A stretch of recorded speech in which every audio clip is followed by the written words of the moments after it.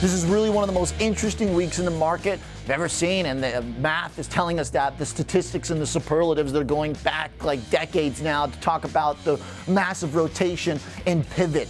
There's really four ways to describe this that I can think of. Firstly, don't hate me, my yellow light is staying on stocks. I'm happy it was green basically throughout the entirety of the big rally. But because there are so many different ways to try and interpret what's happening right now, trust me, these messages from the market are not as clear as you think.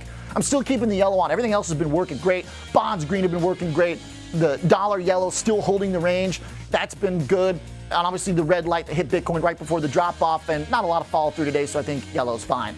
So, stocks. There's a few ways to look at this. The first one, which is the most favorable way to describe what's happening, is pricing in of a downshift in the Fed cycle and a Trump presidency, okay?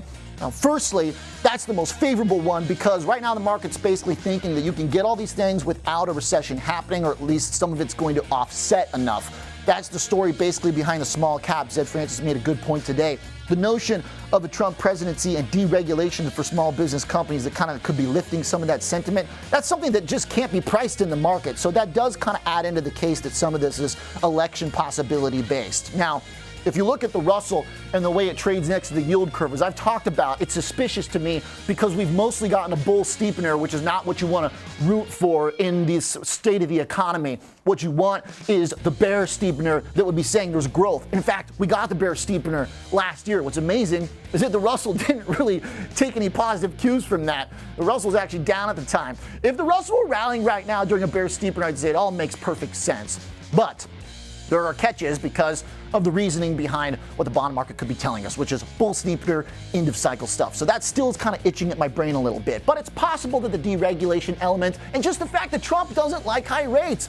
The point is that maybe he'll just cut anyway, regardless of the economy. So that could make sense as to why the short end's coming down so fast, okay? That's your most favorable definition. The other way to describe this market is just as a value rotation, and that's perfectly fine as well. That would be a pretty good way to describe this market.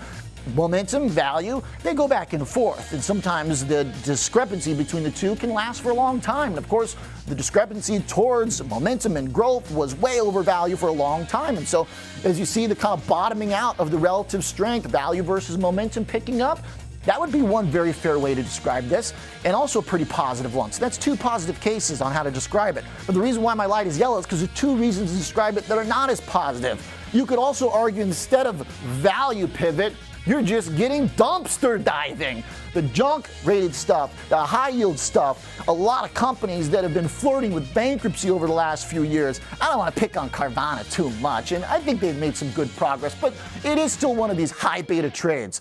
And so Carvana rallying alongside the junk, that argues that possibly this is just a short-term dumpster diving of stuff that could be in big trouble. Not to single out Carvana, but a bunch of other stuff off of lows suddenly woke up like they got a fresh shot of life. And then the fourth way to think about this finally is when it comes to tech. Another way to describe this would just be the top of the AI trade.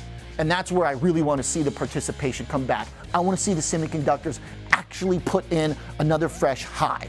That's what we need because they've been still chopping around the old NVIDIA high. That's not a good way to describe this. That would be an unfavorable description if this means the tech top. So 2 and 2, that's even. It's still yellow.